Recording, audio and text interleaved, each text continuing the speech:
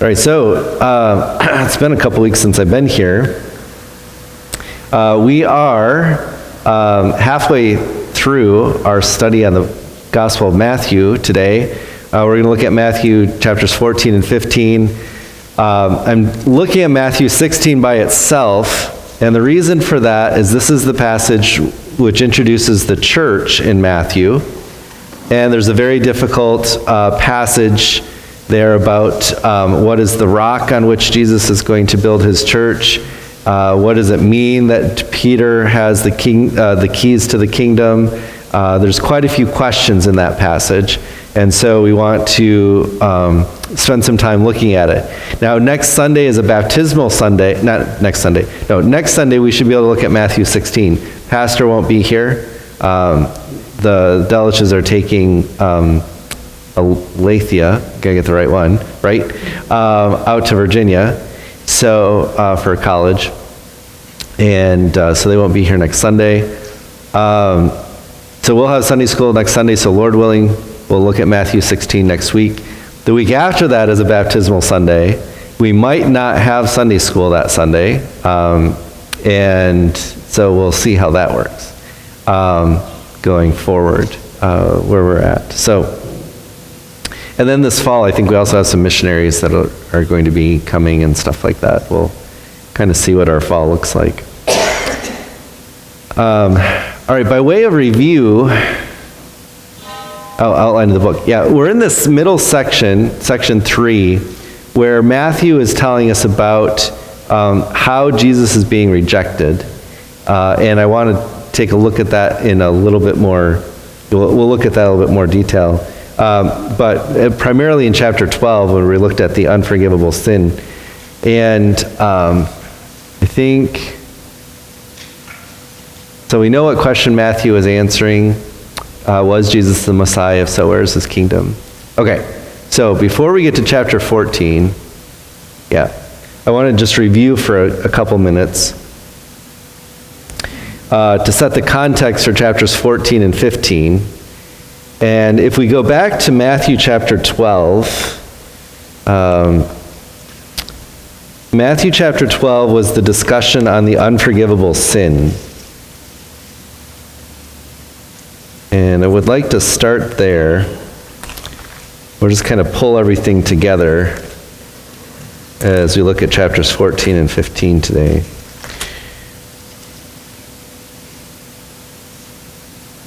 So, as you recall, Jesus heals a man who is possessed by a demon. And he casts out the demon-oppressed man. This starts in verse 22. And then the Pharisees, so the people, the common people, chapter 12, verse 22, then a demon-oppressed man who is blind and mute was brought to him, to Jesus, and Jesus healed him so that the man spoke and saw, and all the people were amazed and said, "Can this be the Son of David?" Now, what they're saying is, could this be the Messiah? Look at what he just did. And we know that Jesus has been doing all kinds of miracles. He's also cast out other demons. He's also raised people from the dead. But on this particular occasion, when he casts out the demon, the common people are coming to the realization that this might actually be the Messiah. This isn't a normal everyday prophet who comes along, but this is someone special. Now the Pharisees don't like this. And you'll notice that, and I mentioned this a few weeks ago when we looked at this passage, politics hasn't changed today, has it? Okay? You can go look at the newspaper or look on cable news, and you're going to see the same exact conversation going on. But when the Pharisees heard it, they said, "It is only by Beelzebul, the prince of demons, that this man casts out demons." And we mentioned that this is actually the sin against the Holy Spirit. Jesus, now this is hard for us to understand, but Jesus, the second member of the Trinity, cast out the demons by the power of the third person of the Trinity, the Holy Spirit. Okay, so he worked the miracle with the power of the Holy Spirit. Now, we don't understand this. Okay, but this is what happened. This is what we're told happened. So for the Pharisees to blame Satan, or to give credit to Satan, they give glory to Satan for the work of the Holy Spirit. This is the unforgivable sin that we talked about. So in verse 38 of chapter 12, if we skip down, it says, "Then some of the scribes and Pharisees answered him, saying, 'Teacher, we wish to see a sign from you.'" Okay, a sign of what? What do they want to see a sign for? They want to see another miracle. Why do they want to see another miracle? Okay, they didn't believe the first one. All right, they want proof that he's really the Messiah. Now, this is one of those cases where Jesus is healing the blind. He's cleansing the leper. These are things that everybody can see, right? This is not an ailment that nobody can see. Blind people can see. Mute people can talk. Lame people can walk. The man with the withered hand, earlier in chapter 12, his hand is healed. It's whole. Right? People who are demon-possessed and not in their right minds are now clothed in their right minds. You can see all of these things, and he's doing it everywhere. He's not hiding these things. But the Pharisees ask for a sign to show that he's really the Messiah. Okay, now this is going to come up again later in chapter 16, I think it is, where they're going to ask again for a sign. But you can see the hardness of their unbelief. And Jesus even responds that way, that an evil and adulterous generation seeks for a sign, but no sign will be given to them except the sign of the prophet Jonah, so that the Messiah will be 3 days and 3 nights in the heart of the earth. Okay, so like Jonah. So they seek for a sign. So then in chapter 13, Jesus begins to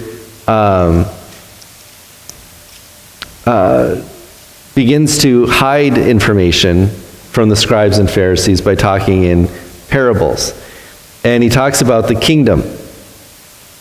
So what is the kingdom really going to be like? And he gives us 3 things that in these parables that we learned about the kingdom. So the first, the judgment, or the parable of the weeds and the parable of the net, is that there's going to be a judgment at the end of the kingdom. Okay, so this is a new piece of information. The Old Testament calls the kingdom an everlasting kingdom, an eternal kingdom, a kingdom that has no end. But Jesus says there's going to be an end to that kingdom, and it's going to have a judgment at the end. The other thing about the kingdom parables he teaches us is that the kingdom is going to start small and eventually take over the whole world. These are the parables of the mustard seed and the leaven, or the yeast. Okay, so that was the second thing that Jesus was teaching. And in the Jewish mindset, the kingdom was, when you look at the kingdom passages in the Old Testament, especially in Jeremiah, it's very much focused on the restoration of Israel. So when Israel looks at the kingdom, they saw it as simply going to be the Middle East, just their people. But Christ is saying, no, the kingdom is going to start there, but it's eventually going to encompass the whole world. And then the third is that entering it costs everything. And that's the pearl and the hidden treasure. So to get into the kingdom is going to cost you everything that you have. And that is something else that Jesus mentioned. So we have these kingdom parables where he teaches about the kingdom. Now we come to Matthew 14 and 15. And you remember that back in Matthew 4, Jesus' ministry was preaching the kingdom of heaven is at hand, so the gospel of the kingdom. He was teaching the people, and we looked, for example, in the Sermon on the Mount, Jesus is teaching the truth about the law. the true law. And then third, he's healing, or he's doing miracles, primarily healing ministry. And the point of all this is to say, this is what it's like when the king is here. So when the kingdom comes, this is what the kingdom is going to be like, only it'll be much more extensive than just Jesus doing all these things. All right, so now we're into Matthew. Now we've caught up. Any questions on the catch-up? I mean, on the being caught up? Okay, we're still, mustard, we're still asking this question. Next week, Lord willing, we'll add a second question. But what was Jesus the Messiah, and if so, where is his kingdom? And now in this passage, we're looking more specifically at these questions. So as we read through these stories, because there's many stories here, many short stories, the question are, what is Jesus doing? And what is Matthew emphasizing? So again, Matthew is trying to make a point. He's trying to answer that question, was Jesus the Messiah? And in this section, chapters 11 through 16, the first part of 16, he's demonstrating that the Messiah is rejected by the people. Well, especially the leaders, but also by people. The common people are rejecting Jesus. So, to whom is he ministering, and how are the people responding? These are still the questions in this section, 11 through 16, that we want to ask. So the outline that you have, the handout, is very simple. It really just kind of walks through the various stories that we're going to look at. And we'll just walk through some of these stories this morning. I think we have plenty of time. So the first one is the death of John the Baptist. Now, John the Baptist's death is actually, it's a flashback, okay, because John is already dead at this point in Jesus' ministry. So Matthew takes this story and he brings it up into this section, again, I think, to talk about the rejection, how people were rejecting the truth. And not only did they reject Jesus, but they also rejected John the Baptist, the forerunner to Jesus, the one who was there to help people turn to Jesus, to point to Jesus. So chapter 14, verse 1 says, at that time Herod the Tetrarch heard about the fame of Jesus, and he said to his servants, this is John the Baptist, he has been raised from the dead. So Herod is thinking that Jesus doing these miracles is John the Baptist, but even though he had John the Baptist executed. That is why these miraculous powers are at work in him. So Herod is superstitious. The only way someone could be doing all these miracles is if they were raised from the dead. But of course, that's not true. And then Matthew gives us the story. For Herod had seized John and bound him and put him in prison for the sake of Herodias, his brother Philip's wife, because John had been saying to him, it is not lawful for you to have her. So it was against the law for Philip to have Herodias as his wife. And though he wanted to put him to death, Herod wanted to put John to death, he feared the people because they held him to be a prophet. So so John the Baptist is preaching the truth, and Herod is annoyed. But John is popular. So to kill John the Baptist would make the people turn against Herod, and he doesn't want that. He's a good politician. So what can he do to shut John the Baptist up without putting him to death? So he puts him in jail. So verse 6, but when Herod's birthday came, the daughter of Herodias danced before the company and pleased Herod, so that he promised with an oath to give her whatever she might ask, which is a foolish oath, right? But this is the power that women have over men. Promised an oath to give her whatever she asked, and prompted by her mother, she said, which is Herodias, give me the head of John the Baptist on a platter. And there's some artwork that actually depicts this. It's not real pleasant. And it appears that John the Baptist has a very big head, but from some of the paintings.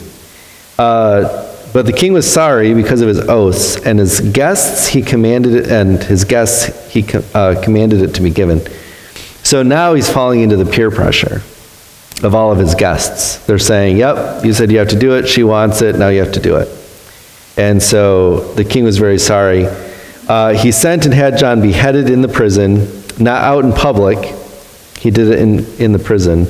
And his head was brought on a platter and given to the girl, and she brought it to her mother. And John's disciples came and took the body and buried it, and they went and told Jesus, so they didn't have the head. All right, so we see how different people were responding to Jesus' ministry.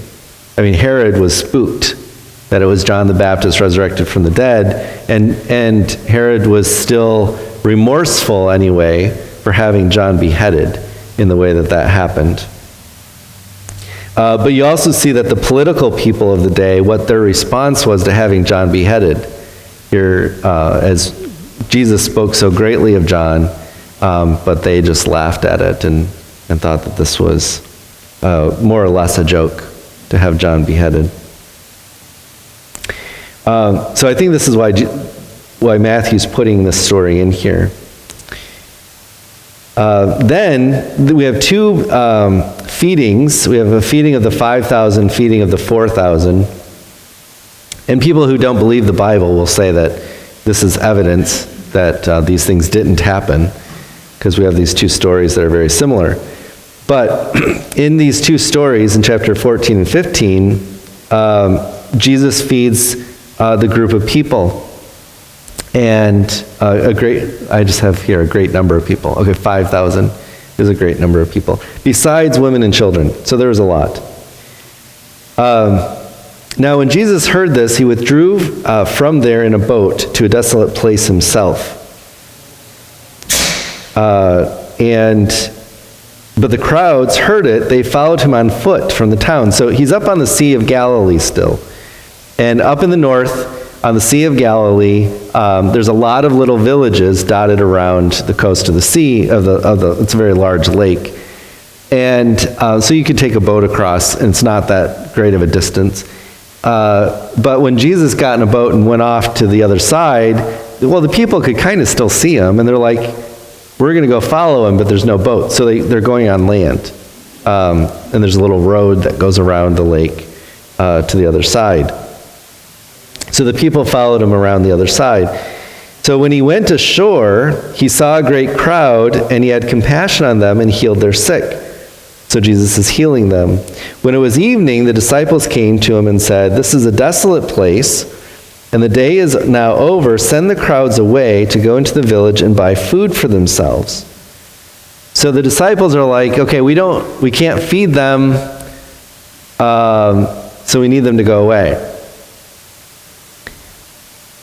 Well, what should they have said? This is the question. How should the disciples have responded? Yeah. Well, they could have just said, there's a lot of people here who are hungry. Can you feed them?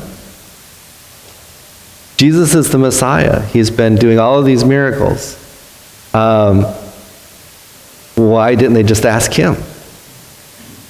But they didn't. Instead, they're like, let's send these people away. Otherwise, they're going to eat our food, and we'll be hungry too.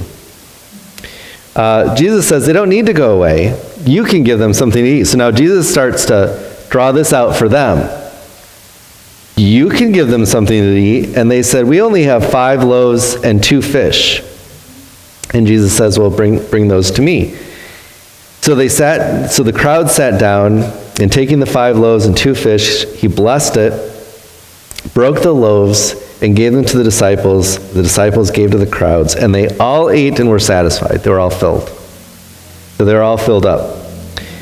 And they took up 12 baskets full of the broken pieces that were left over, and those who ate were about 5,000 men, besides women and children.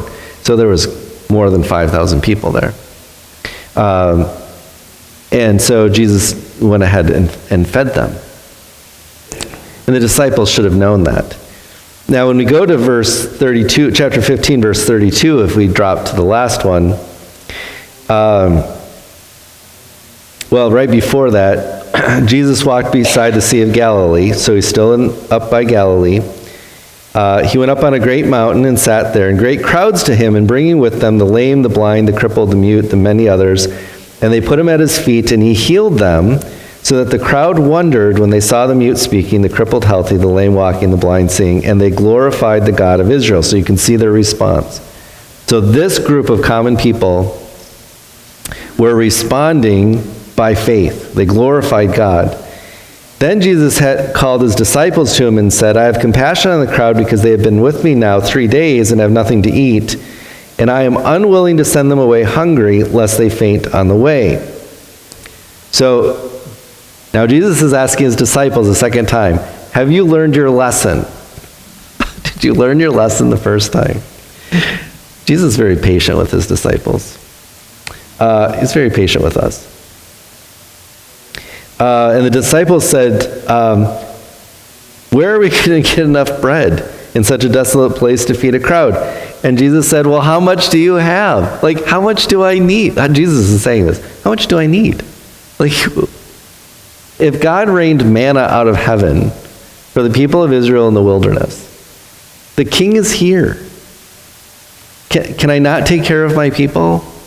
What do you have? Well, we've got 7 little loaves and a few small fish. So again, he had them sit down. He had the 7 loaves. He blessed it. He broke it.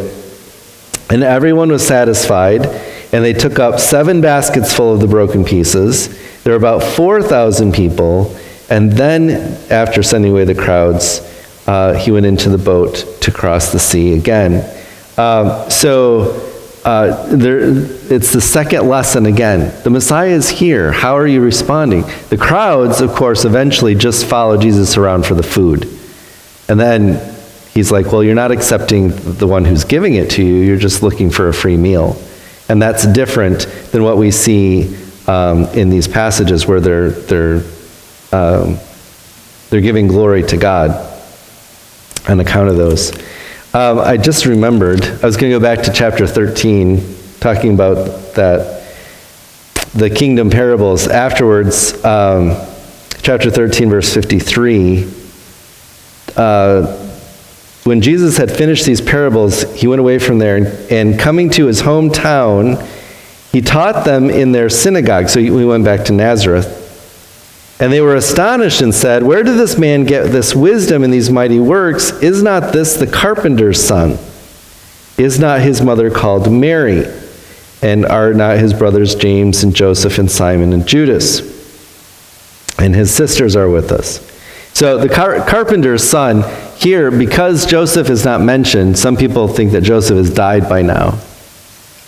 Jesus is the carpenter's son, and his mother's name is Mary, and his brothers' names are this.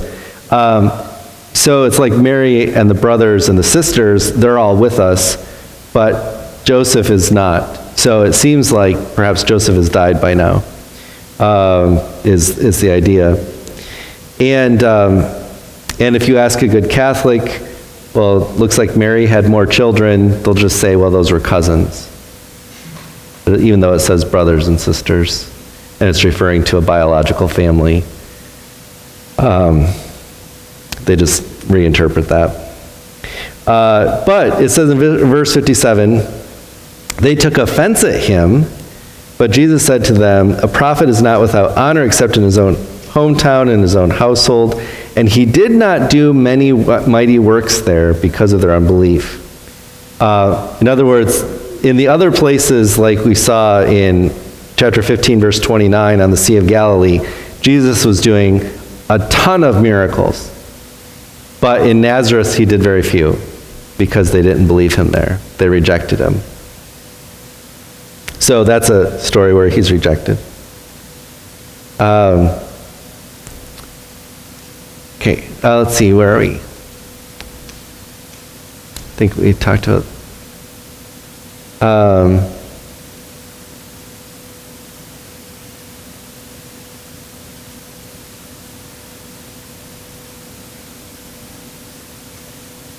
Okay, verse 22.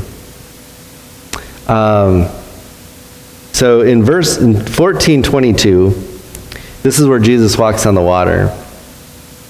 And again, this is an interaction between Jesus and the disciples.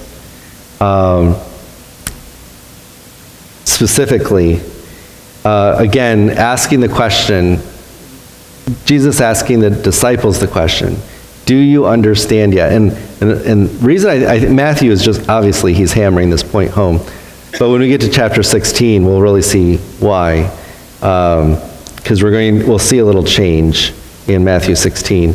But in verse 22, so instead of jumping in a boat and crossing the sea, Jesus makes the disciples get into the boat and go before him to the other side. And Jesus dismissed the crowds. So he told his disciples, you go across the sea, I'll meet you over there. So we're still on the Sea of Galilee. He tells the crowds that he just fed, you're dismissed, go on your way, you're full, go back to your towns and your homes. And then in verse 23, and after he dismissed the crowds, he went up on the mountain by himself to pray. When evening came, he was there alone. But the boat by this time was a long way from the land, beaten by the waves, for the wind was against them. And in the fourth watch of the night, so after midnight, okay, so the watches, the night watches were split up into 4. So this would actually be the watch that would be closest to dawn. Okay, so 3 o'clock in the morning, we'll say.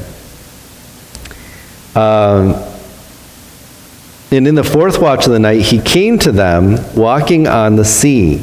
So he didn't walk around on the land. He just caught up to them by walking on the sea. But when the disciples saw him walking on the sea, they were terrified and said, it is a ghost. And they cried out in fear. But immediately Jesus spoke to them, saying, take heart, it is I, do not be afraid. Now, you could understand if, even with Jesus around, they hadn't seen him do this yet. They had seen him calm the wind and the waves. They've seen him do that before on the lake, on the Sea of Galilee. But still, it's the middle of the night, and you see somebody walking on the water. Okay, we would all be a little taken back by that. We won't make the disciples too hard. We won't be too hard on them for that. So Peter answered him and said, Lord, if it is you, and it is, command me to come to you on the water. So Jesus said, come. So Peter got out of the boat and walked on the water and came to Jesus. So remember last time when Jesus calmed the wind and the waves, the disciples said, what kind of man is this? And Jesus told them, why are you afraid? I'm with you. Nothing's going to happen to you. Don't you realize who I am? Now this time, Peter's getting a little bit closer. Right? This time he's like, well, if you can walk on water, then I can walk on water. And Jesus is like, yes, that's right, Peter. You are correct. If I am here, you too can walk on water. The King has power over all of the physical world. And as my disciple, you have that as well. You're in my presence. So come on out. So Peter did. Now, we make fun of Peter because then Peter begins to sink and cry for help. And Peter probably can't swim. And he's not fully dressed. We learn in one or the other. He took his outer garment off. But the fact that Peter jumped out and started walking on water is something that none of us has ever done.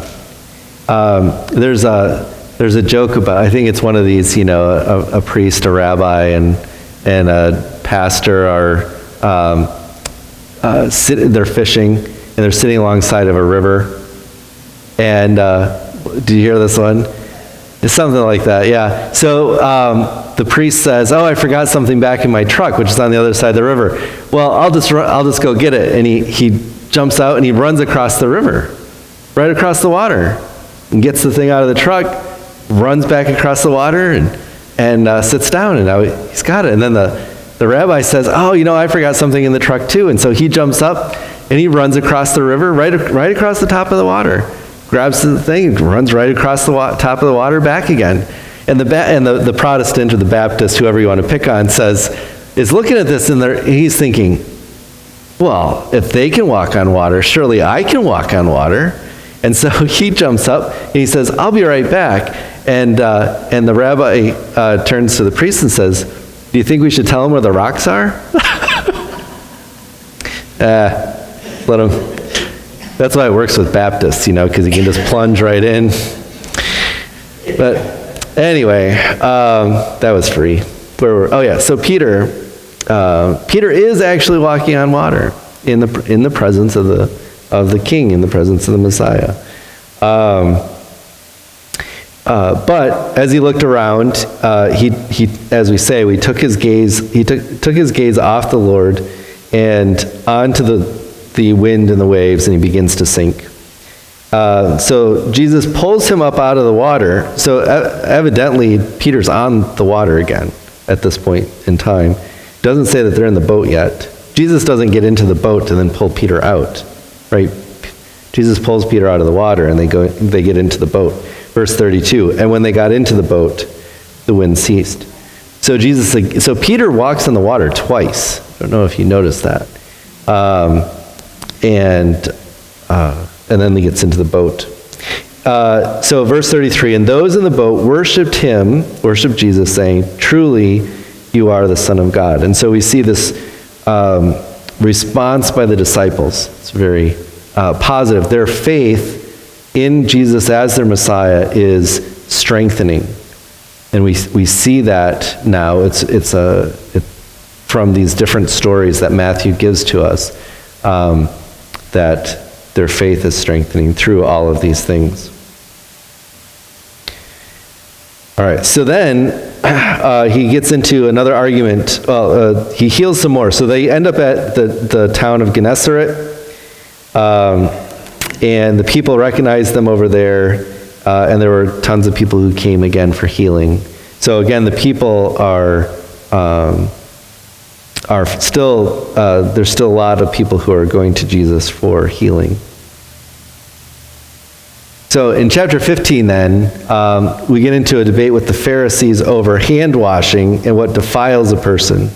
So they ask a question. Again, they're always trying to trap Jesus, but Jesus makes an interesting clarification here.